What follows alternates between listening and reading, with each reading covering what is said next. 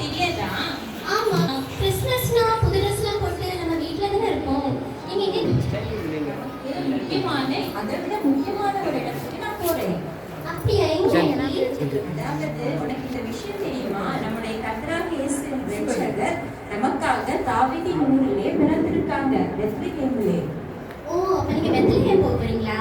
ஐயோ இல்லம்மா, அதை விட முக்கியமான ஒரு இடத்துக்கு போக போறேன். எங்க ஆண்டி? நான் கரெக்டா நீ கேட்ட எங்க போறேன்னு கரெக்டா கேட்டேன். நான் எங்க போறேன்னு சொல்றதுக்கு முன்னாடி நான் எதுக்காக போறேன்னு ஃபர்ஸ்ட் சொல்லவா? சொல்லுங்க ஆண்டி. கண்டிப்பா நான் இதை உனக்கு சொல்லியே ஆகணும். நம்ம மனுஷன் பாவத்துல இருந்து விழுந்ததுனால நம்மளோட தேவகுமாரன், அதாவது நம்முடைய பிதாவானவர், நம்முடைய ஒரே குமாரன் ஆகிய இயேசு கிறிஸ்துவ அவர் இந்த உலகத்துக்கு மனுஷ ரூபமாக அவதரித்தார். அந்த பிறந்த நாளை தான் இன்னைக்கு நம்ம கிறிஸ்துமஸாக உலகம் எங்கும் கொண்டாடி கொண்டு இருக்கிறாங்க. ஆமா, ஆனா தேவனுடைய பிள்ளைகளாகிய நமக்கு இது ஒரு ரட்சிப்பின் நாளாக கொண்டாடப்படுகிறது. அது உனக்கு தெரியுமா? தெரியாது ஆண்டி. இது கூட உனக்கு தெரியாதா? அதாவது நம்மளுடைய தேவகுமாரன் இந்த உலகத்துல, அதாவது நம்முடைய பிதாவானவர் அவருடைய ஒரே குமாரனை இந்த உலகத்துல கொடுத்ததுக்கான நோக்கத்தை நிறைவேற்றணும். ஆனால் மனுஷன் பாவத்துல விழுந்துட்டான். அந்த பாவத்திலிருந்து அவனை நிவர்த்தி செய்யும்படியாக, அவன் அதிலிருந்து விடுவிக்கும்படியாக நம்முடைய பிதாவானவர் அவருடைய ஒரே குமாரனை இந்த உலகத்துல கொடுத்தாங்க. அவர் மனுஷ அவதாரமாக பிறந்தாங்க. எப்படின்னா, ஒரு கன்னியின் வயத்திலே அவர் அவதரிக்கப்பட்டார். பரிசுத்த ஆவியினால் அவதரிக்கப்பட்டு இந்த உலகத்துல அவங்க பிறந்தாங்க. அதற்கு ஒரு நோக்கம் இருக்கு. அது தெய்வ சித்தத்தினால அவர் இந்த பூமியில பிறந்தாங்க. அது மட்டுமல்ல, அவர் 33 வருடங்கள் இந்த உலகத்துல அவங்க வாழ்ந்தாங்க. 33 வருடத்துல அவர் 3.5 வருஷம் அவர் இந்த ஊழியத்தின் பாதையில அவர் நமக்காக அநேக மாதிரிகளை வைத்திருக்காங்க. பைபிள்ல நீ அதை தெளிவாக பார்க்கலாம். அது மட்டுமல்ல, மனுஷன் பாவத்தினால கட்டப்பட்டதுனால அவர் நமக்காக சிலுவையில மரித்தாங்க.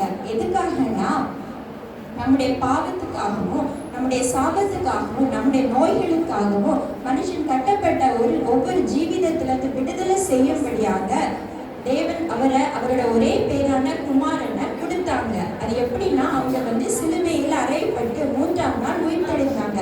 ஓகே, அதெல்லாம் இருக்கட்டும். இந்த பிறந்த நாளை தான், அந்த தேவகுமாரன் பிறந்த நாளை தான் நம்ம கிறிஸ்துமஸாக கொண்டாடுறாங்க.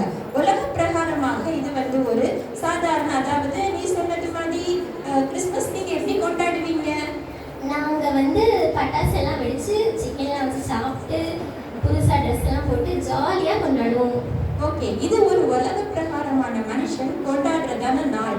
தேவனுடைய பிள்ளைகளாகிய நாமோ இந்த நாளை ரட்சிப்பின் நாளாக கொண்டாடுகிறோம். நாங்க இதை இவ்வளோ பெரிய ரட்சிப்பை தந்த தேவகுமாரனோட பிறந்த நாளை நம்ம சும்மா வீட்டுக்குள்ள கொண்டாடினா நல்லாவா இருக்கும்? அப்படின்னா எப்படி கொண்டாடுவீங்க ஆண்டி? அததான் நான் சொன்னேன், ஒரு முக்கியமான இடத்துக்கு நான் போக போறேன்னு. நீனும் வரியா? ஓ, வருவேனே. கண்டிப்பா நான் அந்த இடத்துக்கு கூட்டிட்டு போறேன். Okay okay aunty.